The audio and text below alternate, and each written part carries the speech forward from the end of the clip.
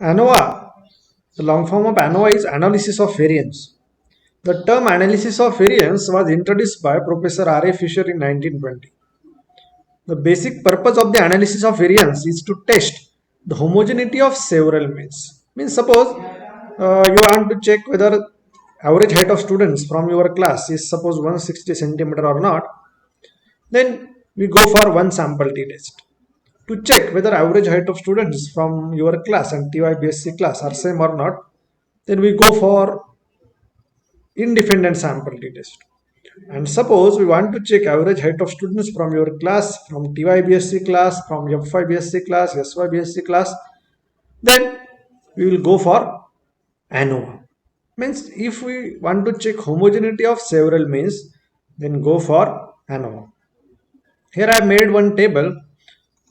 Number of populations denoted by S, number of variables denoted by P, hypothesis and technique used. Look at this table. If your number of population yes is 1, just like height of students from your class, and number of variables is 1, means only one variable, then hypothesis is mu is equal to mu naught versus mu is not equal to mu naught, two-tailed or one-tailed hypothesis, alternative hypothesis. In that case you use one sample t test. Now suppose your p is greater than or equal to 2, means number of variables are greater than 2. Just like your observation vector, observation is not an observation, now it is a vector. Just like multivariate, in multivariate analysis we already studied this.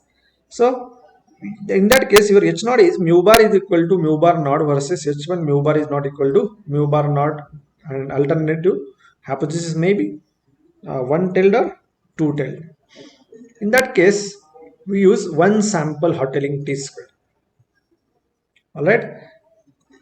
Now if number of populations are 2, means suppose height of students from your class and height of students from TYBSc class, and p is also 2, number of variables.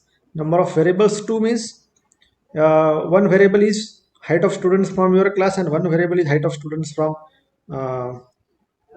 TYBSc class.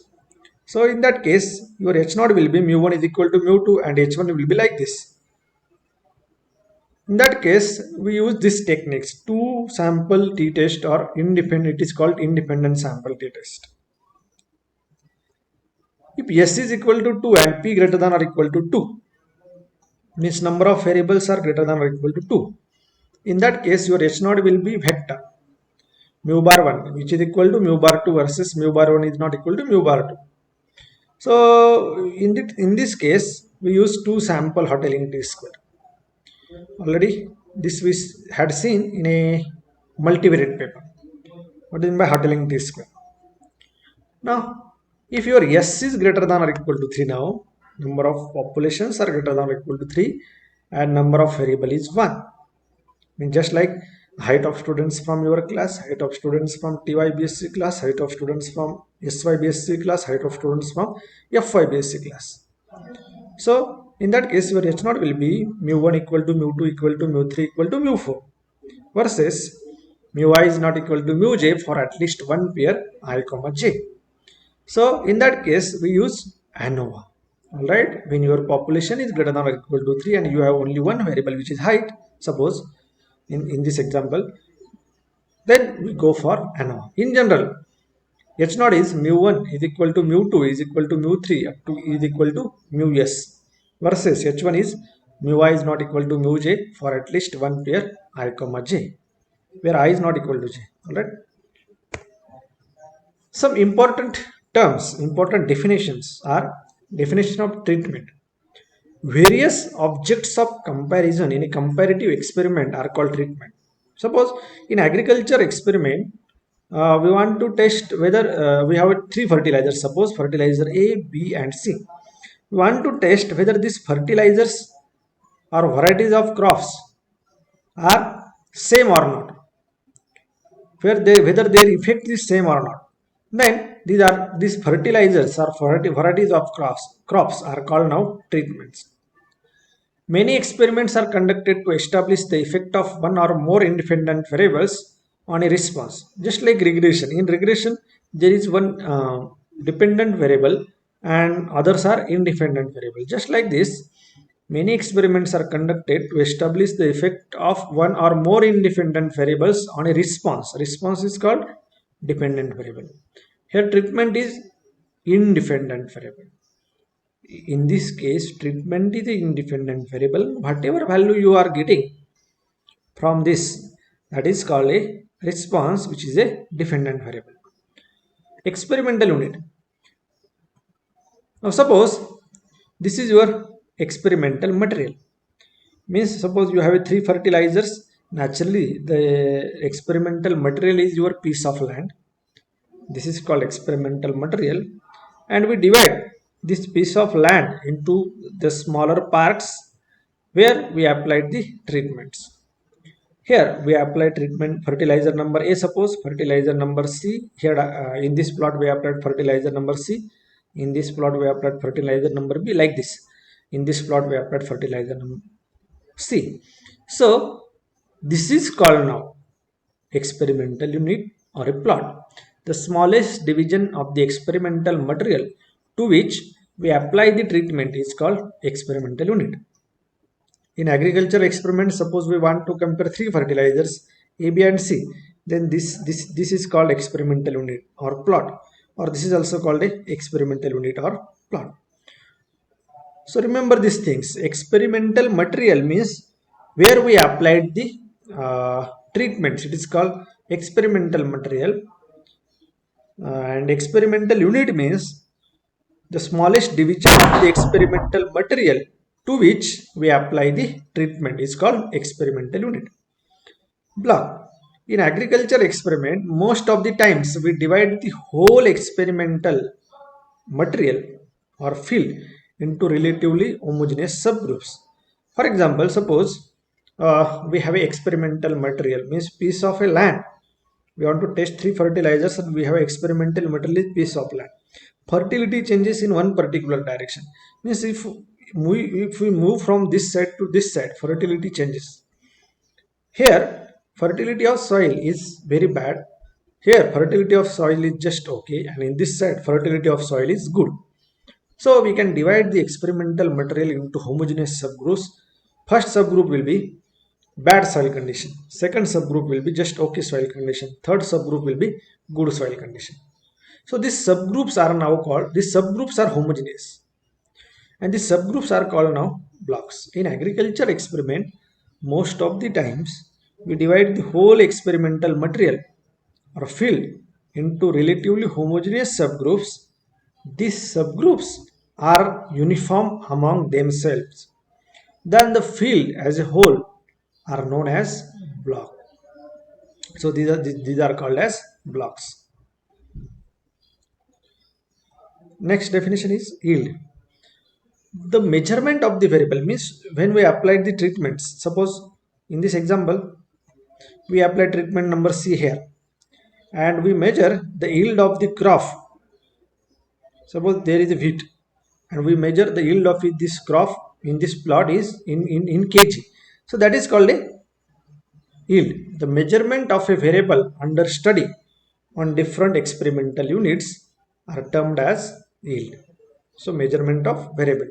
In that case, suppose your measurement of variable yield of a crop.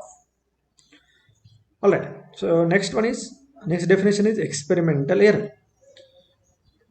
Even if the same treatment is used on all the plots, the yield would still vary due to differences in soil fertility. Suppose fertility of soil is same everywhere and we apply some fertilizers. Fertilizers suppose A, B and C. If fertility of soil is same, then also suppose we apply treatment fertilizer A everywhere.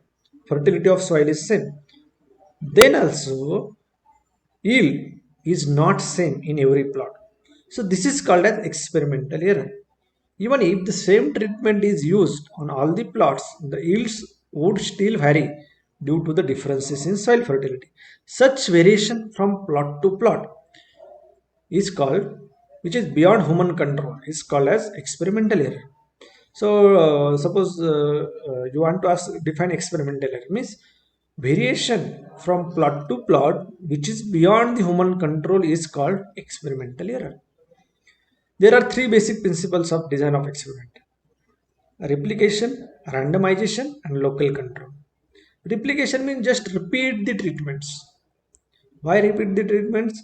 If we does not repeat the treatments, then we cannot say or we cannot conclude about that treatment. By applying that treatment only one time, we cannot conclude whether that treatment is better or not. So replication is important. Replication means repetition of the treatment under investigation. Repetition of the treatment results in more reliable estimate than is possible with a single observation. So if we repeat the treatment, then it will provide reliable estimate. All right. Second principle is randomization. Randomization means just apply treatments randomly. A process of assigning the treatments to various experimental units in a purely chance manner called randomization. All right. Third principle is local control. Local control means this is the process of reducing experimental error by dividing the relatively homogeneous experimental material into homogeneous block is known as local control. Means suppose we have a heterogeneous experimental material in this side there is a bad soil condition, in middle part there is a just okay soil condition, and in this part there is a good soil condition, and we have a three fertilizers A, B and C. And suppose I had not used RBD here, I used CRD, and by default in this first block I applied treatment A, in the second block I applied treatment B, and in third block I applied treatment C. UV treatment is repeated 3 times. Then what will be our conclusion? The yield in treatments wherever we apply treatment C or in this block is better than yield in A and B. So we can say treatment number C or fertilizer number C is better than B and C. But this is because of fertility of soil, not because of treatment or not because of fertilizer. So this is called, now in this case experimental error increases. So to reduce the experimental error, we divide this experimental material into blocks and we apply treatment in treatment ABC in block number 1, treatment ABC in block number 2, and treatment ABC in block number 3.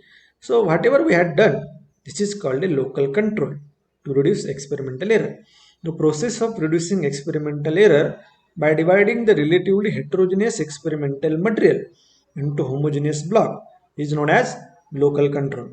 Local control reduces the experimental error and increases the efficiency of the design. All right. Now, assumptions of ANOVA. ANOVA test is based on the F statistics. And F statistics means actually variance ratio. For the validity of the F test in ANOVA, the following assumptions are made. There are 3 or 4 assumptions. First one is the observations are independent. Second one is the parent population from which observation are taken is normal. Third one is all population have common variance or homogeneity of variance. And fourth one is various treatment effects are additive. Now, to check the assumptions, whether the assumptions are satisfied or not. So testing the normality assumption, whether data came from a normal population or not. Test whether the parent population from which observation are taken is normal using one of the following approaches. You know how to check normality. Plotting the graphs. We can plot a histogram or a box plot or QQ plot. By using this, we can say whether the data follows normality or not. Or we can use some statistical tests, just like chi-square test, Kolmogorov-Smirnov test, Shapiro-Wilk test, Jork-Bera test, etc. So by using this, we can say whether your data is normal or not. This is beyond our syllabus, but we can check this assumption. If data is not symmetric and normal, sometimes it is useful to make a transformation whereby the transformed data is symmetric and so we can analyze more easily. Sometimes your data may not be symmetric or may not follow normality. So we have to use some transformation, just like log transformation. If you use that transformation, then your data becomes symmetric or normal. And then we can analyze that data. Testing for homogeneity of variance. You know how to check normality assumptions by using histogram, by plotting histogram, box plot or QQ plots, or by using some test, statistical test. Now, to check homogeneity of variance assumption or equal variances assumption, ANOVA assumes that variances are equal or homogeneous across groups or samples. To test the homogeneity of variances, following statistical tests are used. There are two tests. First one is Bartlett test and second one is Lewin's test. When to use Bartlett test? If your data follows normality, data satisfied normality assumption, then use Bartlett test for homogeneity of variances. And if your data does not follow normality, does not satisfy normality assumption, then use Lewin's test to check homogeneity of variances. Bartlett test is, suppose we have k samples or k groups. To test H naught, sigma 1 square equal to sigma 2 square up to is equal to sigma k square, means all population variances are equal, versus H1 is sigma I square is not equal to sigma j square for at least one pair I comma j. Means if all population variances are not equal, then this if any two of the population variances are not equal, then this hypothesis is rejected and this hypothesis will accepted. So this is the hypothesis of equal variances, and the procedure of Bartlett test involves computing a statistics whose sampling distribution is closely approximated by the chi-square distribution with k minus 1 degrees of freedom. The statistic is chi naught square is equal to 2.3026 into q by c, where q is this one and c is this one. Now this follows chi-square k minus 1 degrees of freedom. So this is your test statistics. Q is obtained from, capital N means total number of observations, K means number of treatments, SP square, Ni, all these things, where SP square is obtained from this formula. Si square is sample variances of ith population. So by using this, we can find out this value of this test statistics and compare this with table value of chi-square k minus 1. So reject H naught at level of significance alpha if chi naught square is greater than chi-square alpha comma k minus 1. So rejecting H naught means the sample variance, all sample variances are not, all population variances are not equal. So Bartlett test is very sensitive to the normality assumption. Consequently, when validity of normality assumption is doubtful, Bartlett test should not be used. Then use the next test, which is Lewin's test. Lewin's test is an alternative to the Bartlett test to test the homogeneity of variances of different groups, say k groups, to test whether sigma 1 square equal to sigma 2 square equal to up to sigma k square. This means all population variances are equal, and this means for at least one pair their population variances are not equal. If any pair of population variances are not equal, then this hypothesis will not be accepted. In that case, H1 will be accepted. Let variable y with sample of size capital N divided into k subgroups, means we have a k subgroups and we are measuring variable y, just like height of your height of students from your class, and capital N means total number of observations. So where Ni is the sample size of the ith subgroup, the Lewin test statistic is like this: n minus k upon k minus 1 summation I is equal to 1 to k Ni into z bar I dot minus z bar dot dot square upon double summation zij minus z bar I dot square. What is zij, z bar I dot here? So zij can be one of the following three. So we can define zij in three ways. First one is, take zij as mod of y by j, yij minus y bar I dot. Yij means actually your original observations, and y bar I dot we can take mean of ith subgroup or ith treatment like this. So in one way we can define zij like this by taking here mean of ith treatment. In second way we can define zij as mod of yij minus y curl I dot, where y curl I dot is median of ith subgroup. Third one, zij we can take yij minus y bar, mod of yij minus y bar I dot dash, where y bar I dot dash is 10% trimmed mean of ith subgroup. So like this we can define zij in three ways: by taking mean of ith treatment or ith subgroup, median of ith treatment or ith subgroup, and 10% trimmed mean of ith subgroup. And after finding zij, who obtain z bar I dot is group means of zij's, and z bar dot dot is overall mean of zij. So this, put all these values here after find out zij, z bar I dot, z bar dot dot, and find out value of w, test statistics. This w follows f distribution with k minus 1 comma n minus k. After looking of this, you can see if you divide this by n minus this by n minus k, then this will be your formula for MSC, and if you divide this by k minus 1, then this will be formula for your SS treatment. So this follows f distribution with k minus 1 comma n minus k, and reject h naught at level of significance alpha if your w is greater than f k minus 1 comma n minus k comma alpha. So rejecting h naught means all population variances are not equal. And, look at this note. Levin's original paper only proposed using mean, but Brown and Force 1974 extended Levin's test to use either median or the trimmed mean.